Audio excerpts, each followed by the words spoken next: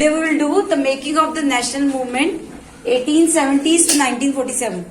ठीक है, इससे पहले हमारी 1857 तक first war of independence complete हो चुकी है इंडिया की, है ना।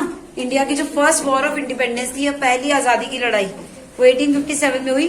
उसके बाद की इवेंट्स है सारे 1872 लेकर 1847। 70s का मतलब है कि 1870s में जो इवेंट्स हुए, जो मेजर इवेंट थे, उसमें पहला मेजर इवेंट है आर्म्स एक्ट। ये 3 एक्ट आए हैं सबसे पहले, ठीक है। ये तीनों एक्ट बहुत इंपॉर्टेंट है and it contributed to India's nationalism, कैसे लोगों में पेट्रियोटिज्म डेवलप हो, कैसे नेशनलिज्म डेवलप हो, उसमें इनका बहुत बड़ा कॉन्ट्रीब्यूशन है, ठीक है। These are the again oppressive policies of the Britishers. Britishers की वो पॉलिसीज हैं जो इंडियंस को ऑप्रेस करती है, दबाती हैं और अपना दिखाती हैं कि yes Britishers are doing the things that are in their favour. Britishers के फेवर में जो चीजें हैं वो वही पॉलिसीज लाते हैं। Their policies were not democratic, उनकी पॉलिसीज डेमोक्रेटिक नहीं है, ठीक है। उनकी पॉलिसीज में फ्रीडम नहीं है, उनकी पॉलिसीज में इक्वालिटी नहीं है। ये तीनों एक्ट पढ़ने के बाद आप समझ जाओ, राइट। तो सबसे पहले हम आते हैं आर्म्स एक्ट। 1878 में आर्म्स एक्ट पास होता है। एज इट्स नेम सजेस्ट, इसका नाम बता रहा है कि आर्म्स एक्ट का मतलब क्या है, वेपन्स। आर्म्स का मतलब क्या होता है, वेपन्स।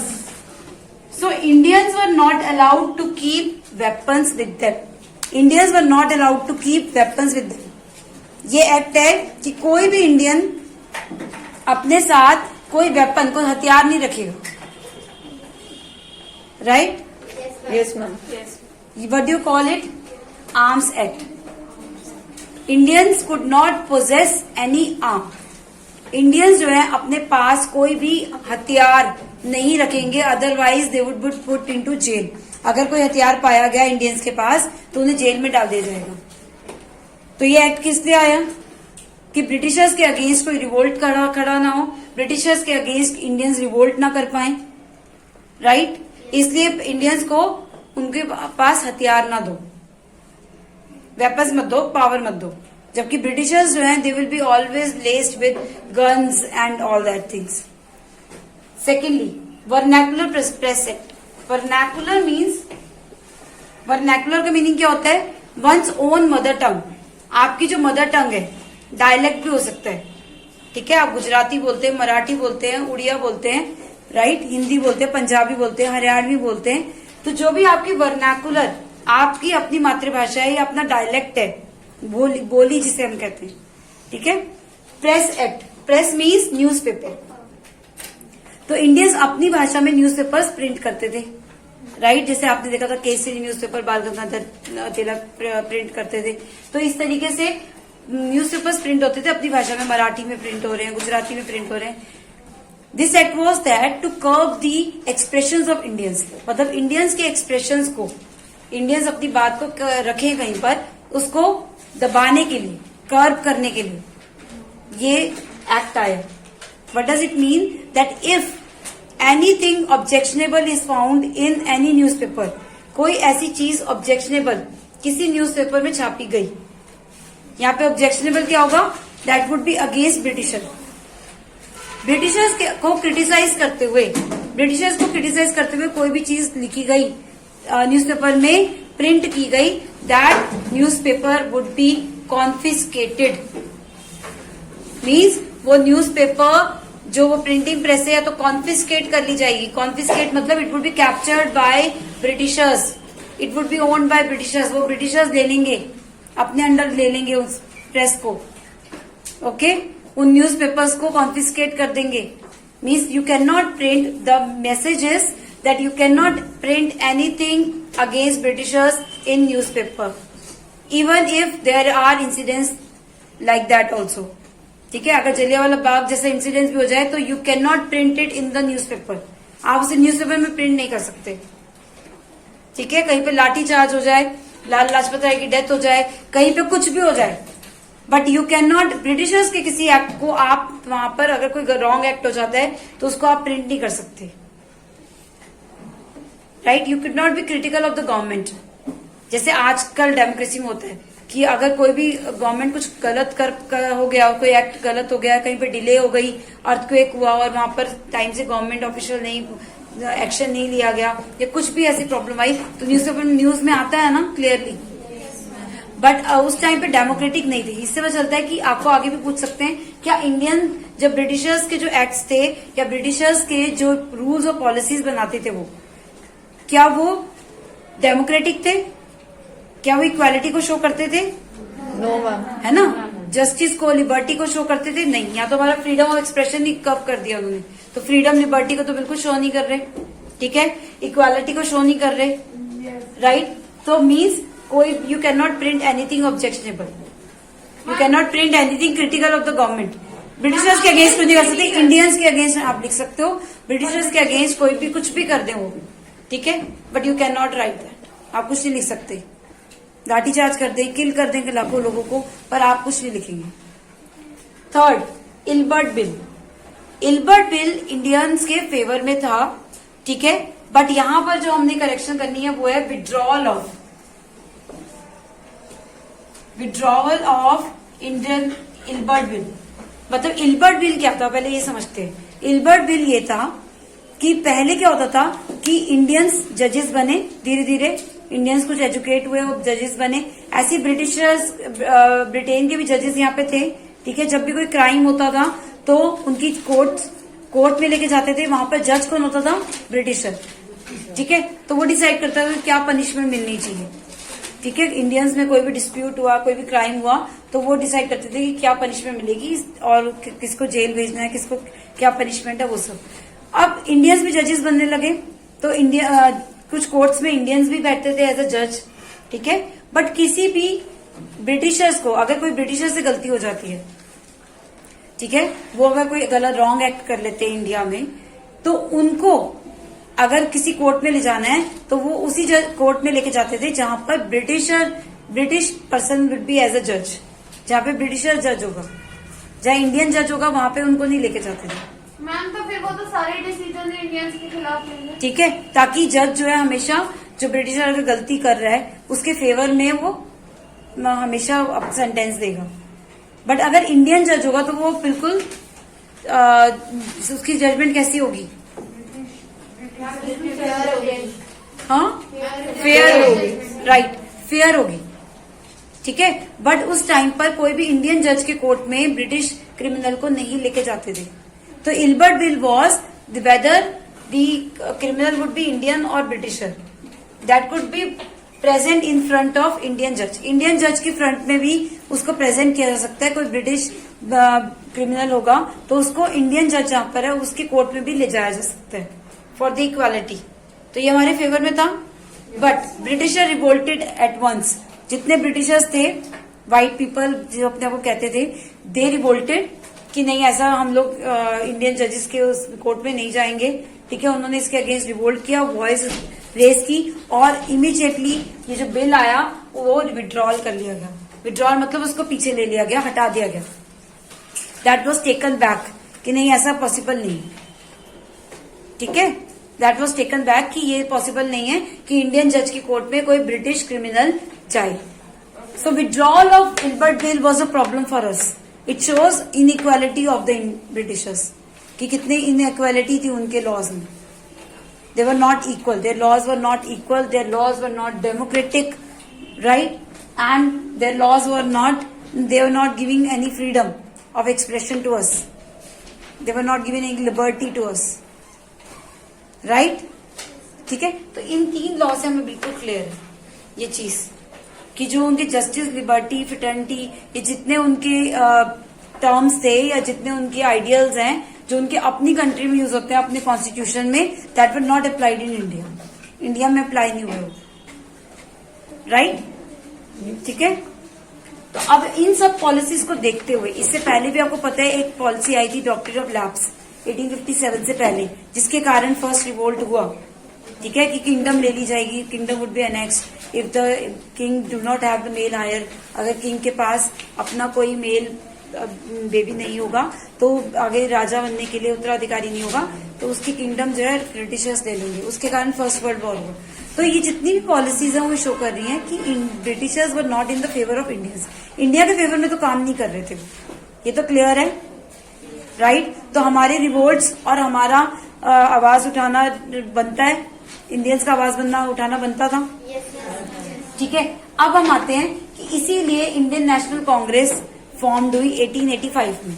1885 में देखिए, 1883 में जब विड्रॉल बिल हो गया, अभी सारे जो सीक्वेंस ऑफ एक्ट्स आए, उसके बाद 1885 में इंडियन नेशनल कांग्रेस फॉर्म्ड हुई, ठीक है। एक ऑर्गेनाइजेशन जो सबके बारे में, ये ऐसी ऑर्गेनाइजेशन थी जिसमें टू ऑल, मतलब सबको रिप्रेजेंट करते थे वो, बीइंग अ फार्मर और रिच लैंडलॉर्ड, कोई भी हो, रिच हो पुअर हो, सबको रिप्रेजेंट करते थे, उनकी प्रॉब्लम्स को एड्रेस करते थे, ठीक है। फिर अल्टीमेटली क्या हुआ, 1905 में एक और इवेंट हो गया, राइट। 1905 में लॉर्ड कर्जन इंडिया में आए, ओके, और उन्होंने क्या किया, partition of Bengal. They decided कि Bengal is a very huge district, very huge province कहते थे उस समय स्टेट को, तो बहुत बड़ा प्रोविंस है, it should be divided, it's okay, it should be divided for the administrative purposes. Means उसको मैनेज करना बहुत टफ है बंगाल को, क्योंकि आज का प्रेजेंट बांग्लादेश और बंगाल दोनों मिलकर बंगाल बनाते हैं, तो उसको मैनेज करना बहुत टफ है, इसलिए उसको डिवाइड करना बहुत जरूरी है, इट्स ओके। पर डिवीजन करने का बेसिस क्या होगा, डिवीजन करने का बेसिस था Hindu and Muslim, very good, religion, कि बंगाल को हम लोग डिवाइड करेंगे, ये पूरा जो बंगाल है, ये बांग्लादेश भी पूरा का पूरा, ये पूरा बंगाल डिवाइड होगा हिंदू और मुस्लिम्स में, हिंदू एंड मुस्लिम्स,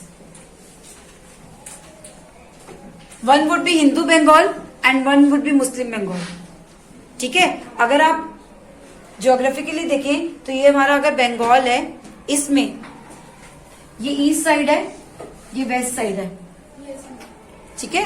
जो मध्य प्रदेश की तरफ पड़ता है वो वेस्ट साइड है ना, वेस्ट हो गया ना हमारा, और ये ईस्ट साइड है, तो east Bengal would be assign for Muslims, and जो वेस्ट बंगाल है, वेस्ट बंगाल जो आज भी करंट वेस्ट बंगाल है, that would be assign for Hindus, वो हिंदूज को दिया जाएगा, और जो अभी प्रेजेंट बांग्लादेश है that would be given to Muslims, तो मुस्लिम्स को दिया जाएगा, उसके बेस पर पूरा डिवीजन होगा।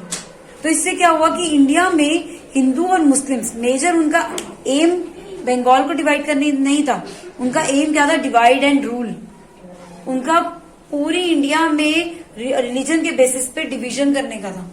धीरे धीरे पूरी इंडिया में इस तरीके से डिवीजन किए जाएंगे, उसका बेसिस रिलीजन क्यों लिया गया।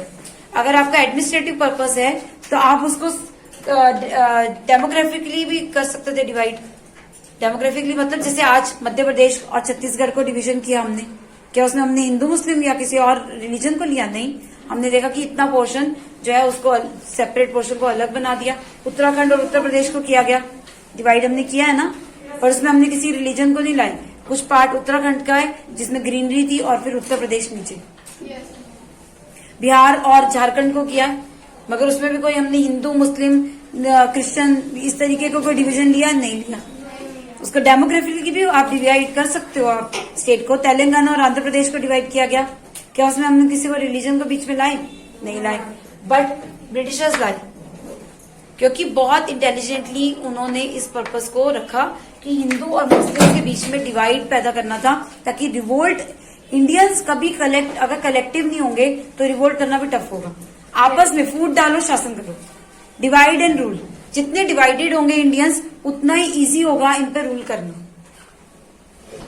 राइट।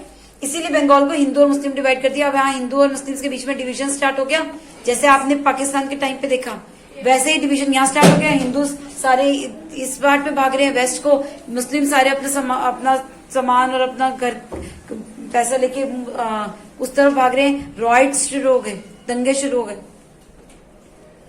ठीक है। फिर से उनके खेत कैसे बांटो, फिर उनके घर कैसे बांटो, इन सब बातों पे तो लड़ाई झगड़ा ही होगा ना, तो रॉयट शुरू हो गए। इसके अगेंस्ट जो है पार्टीशन ऑफ बंगाल के अगेंस्ट कांग्रेस ने स्वदेशी मूवमेंट और बाकी सब भी जितने लोग थे वहां पे लीडर्स थे, दे स्टार्टेड स्वदेशी मूवमेंट। स्वदेशी मूवमेंट मीन्स दे सेड कि वी बायकॉट दिस, हम इस पार्टीशन को नहीं मानते, ठीक है, हम इस पार्टीशन को एक्सेप्ट नहीं करते, राइट। उसके अगेंस्ट हम क्या करेंगे? स्वदेशी मूवमेंट। स्वदेशी मूवमेंट क्या होगी?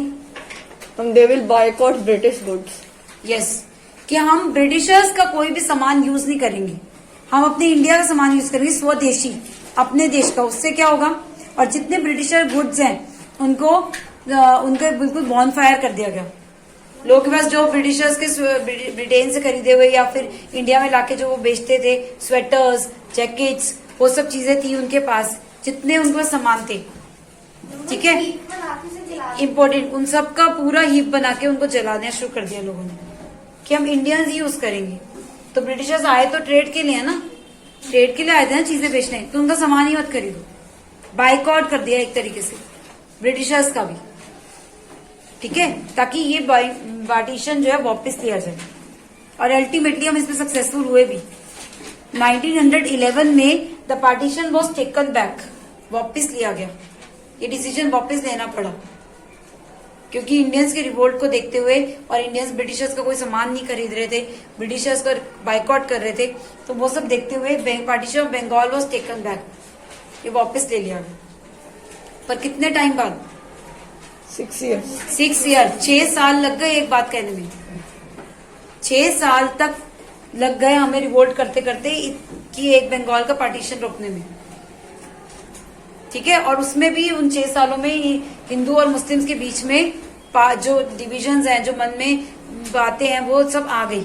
हिंदू और मुस्लिम के बीच में जो डिफरेंसेस हैं वो क्रिएट हो चुके थे, ठीक है। अब आते हैं हम आगे। इसके बाद इसी बीच में देखो 1901 में पार्टीशन हुआ और यहाँ पर ऑल इंडिया मुस्लिम लीग, दिख रहा है connection? Yes ma'am. All India Muslim league बन गई 1906 में। क्यों? कांग्रेस सबको रिप्रेजेंट कर रही थी, ऑल रिलीजन, हिंदू, मुस्लिम, सिख, ईसाई, पारसी, बुद्धिस्ट, ऑल, सबको, पुअर, रिच, सबको रिप्रेजेंट कर रही थी। पर अलग से ऑल इंडिया लीग की, मुस्लिम लीग की जरूरत क्यों पड़ गई 1906 में? क्यों जरूरत पड़ गई ऑल इंडिया मुस्लिम लीग की? हम वो चाहते थे कि हिंदू और मुस्लिम अलग ही क्योंकि ये जो डिवीजन था, ये जो डिवीजन है, ये जो फर्स्ट स्टेप उठाया ब्रिटिशर्स ने बंगाल को पार्टीशन करने का, इससे हिंदू और मुस्लिम्स के डिफरेंसेस बढ़ गए। और कुछ लोग होते हैं वो उनके दिमाग में बैठ गया, नहीं, यस दिस इज राइट, बिल्कुल ठीक है, ये हमें अपना हक मिलना चाहिए, अलग होना चाहिए, देसी होने चाहिए। वो जो लीडर्स होते हैं वो उठ खड़े होते हैं, उन्होंने अपनी अलग ऑर्गेनाइजेशन बना ली, all India Muslim League, Congress से हटके, और ऑल इंडिया मुस्लिम लीग बना दी, ठीक है। और इस सब का फेलियर देखते हुए इसका इफेक्ट देखो इस पे, कांग्रेस पार्टी में भी स्प्लिट हो गया। जो इंडियन नेशनल कांग्रेस थी, इसके बीच में स्प्लिट हो गया। किसमें? हिंदू और मुस्लिम्स में नहीं, सिर्फ वो तो हो गया, हिंदू और मुस्लिम्स में तो हो ही गया। जबकि आपने पहले दिन देखा हो जब हमने कहा इंडियन नेशनल कांग्रेस बनी, तो यहाँ पर आपको W.C. बनर्जी, बदरुद्दीन तैयब जी, दादा भाई नारोजी, जितने जी हैं, बनर्जी, चटर्जी, ठीक है, वो सब आपको इसमें दिखे इंडियन नेशनल कांग्रेस में। और बहुत सारे मुस्लिम्स भी दिखे। जब इंडियन नेशनल कांग्रेस फाउंड हुई 1885 में, तो बहुत सारे मुस्लिम्स भी इसके मेंबर थे, ठीक है। बट एक तो स्प्लिट यहाँ आ गया 1906 में, यहाँ ऑल इंडिया मुस्लिम लीग बन गया। फिर एक और स्प्लिट आ गया कि मॉडरेट्स को लगा, जो इंडियन नेशनल कांग्रेस के जो पार्ट थे, उनको लगा कि मॉडरेट्स कुछ नहीं कर पा रहे, ठीक है। मॉडरेट्स की पॉलिसीज, मॉडरेट्स देखो उनके होते डिविजन्स हो रहे हैं, सब कुछ हो रहा है, ब्रिटिशर्स उनकी बात नहीं मान रहे हैं, तो मॉडरेट्स की बात नहीं चल रही है, हमें अपनी पॉलिसीज चेंज करनी पड़ेगी। तो रेडिकल्स खड़े हो गए। पता है मॉडरेट्स और रेडिकल कौन है दीपांशी? Yes ma'am. मॉडरेट्स कौन थे? अब ये हो गया। ब्रिटिश और इंडियन दोनों के बारे में सोचकर उनका दोनों का भला करते हैं।